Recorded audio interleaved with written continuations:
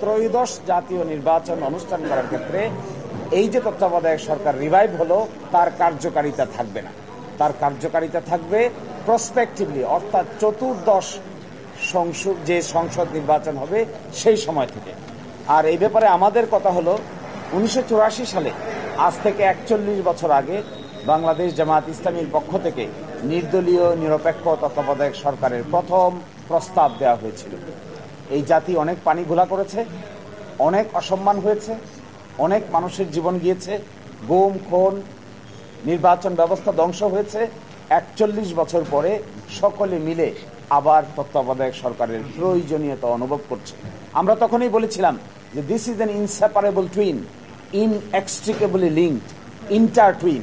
আমরা বলেছিলাম democracy, free fair নির্বাচন এবং তত্ত্বাবধায়ক সরকার ব্যবস্থা, এগুলো হলো ইনসেপারেবল টুইন। একটা থেকে আরেকটাকে আলাদা করা যাবে না। একটা পিলার ছাড়া যেরকম ঘর দাঁড়িয়ে থাকা যায় না, কেয়ারটেকার গভর্নমেন্ট হলো এরকম একটা পিলার। এটিকে সরিয়ে ফেললে অবাধ নির্বাচন সম্ভব নয়, অবাধ নির্বাচন না হলে ডেমোক্রেসিও সম্ভব নয়। আজকে 41 বছর পরে যে যাই বলুন না কেন, যে যতটুকুই ক্রেডিট নিতে চান না কেন, মূলত রাজনৈতিক দলের নেতৃবৃন্দের এই অদূরদর্শী আচরণের ফলেই জাতিকে যা খেসারত দিতে হয়েছে, এটা কনসিকুয়েন্স আকারে আমরা আদালতের সামনে তুলে ধরেছিলাম। আমরা মনে করি নির্বাচনের ক্ষেত্রে জয় এবং পরাজয় মেনে নেওয়ার মেন্টালিটি অর্জন করতে হবে।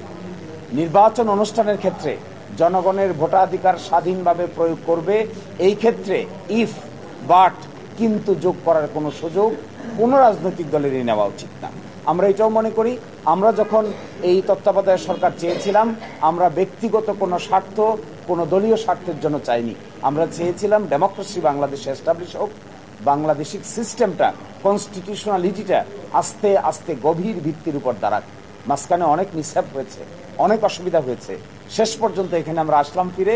পরবর্তী দায়িত্ব হবে সকলে মিলে Democratic environment in the society, free fair election and credible election ব্যবস্থাকে সকলে মিলে শক্তিশালী করা।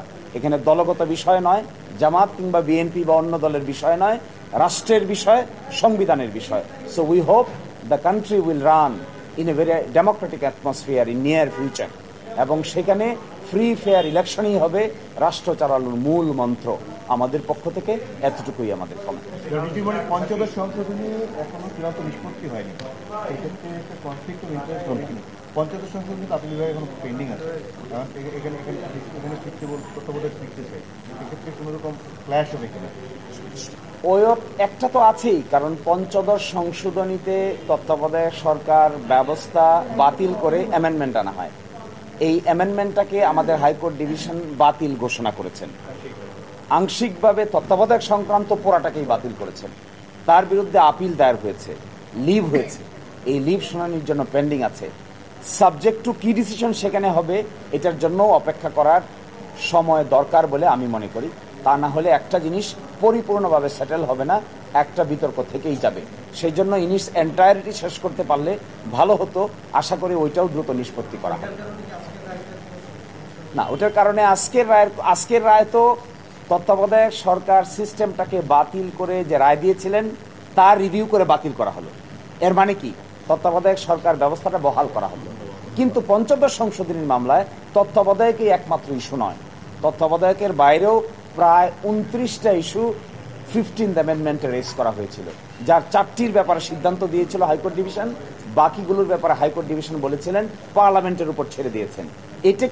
এর বিরুদ্ধে আমরাও আপিল করেছি, জনাব বদিউল আলম মজুমদারও আপিল করেছেন, আরও ক্রস আপিল হয়েছে। সবগুলো বিবেচনা হবে, শুধু তত্ত্বাবধায়কের ব্যাপারে নয়, 29টা ব্যাপারেই বাকি সিদ্ধান্ত হবে ওই মামলায়। তত্ত্বাবধায়ক এখন যে তত্ত্বাবধায়ক সরকারের যে ফরমেশন এখন আছে, সেখানে লাস্ট রিটায়ার্ড চিফ জাস্টিসই হবেন তত্ত্বাবধায়ক সরকারের প্রধান। কিন্তু এটা বর্তমানে কার্যকর হচ্ছে না। আপনারা ইতিমধ্যে জানেন যে জুলাই চার্টারে যেটাকে গণভোটে পাঠানো হচ্ছে, সেখানে 4টি অপশন দেওয়া হয়েছে। এই 4টি অপশন যদি গণভোটে অ্যাকসেপ্টেড হয়, তাহলে নতুন পার্লামেন্টে সংবিধান সংস্কার সভায় যদি এটা গৃহীত হয়, তাহলে তত্ত্বাবধায়ক সরকারের ফরম্যাটে আমূল পরিবর্তন আসতে পারে। এটা নির্ভর করবে জুলাই চার্টার গণভোটে অ্যাকসেপ্ট হলো কিনা, অ্যাকসেপ্ট হওয়ার পরে সংবিধান সংস্কার সভা ওই ফরম্যাটটাকে গ্রহণ করলো কিনা। যদি গ্রহণ করে তাহলে বর্তমান ফরম্যাট সেখানে চতুর্থ অপশন হিসেবে আছে, প্রথম অপশন হিসেবে নাই। না, এটাই বলে দিয়েছেন আমাদের আপিল বিভাগ, রিভাইভ, রেস্টোর বাট নট কার্যকর, revive, restore but not enforceable, কার্যকর না, কার্যকর হবে প্রসপেক্টিভলি, প্রসপেক্টিভ মিনিং দেয়ার বাই চতুর্দশ সংসদ নির্বাচনের পর থেকে, তার আগে নয়।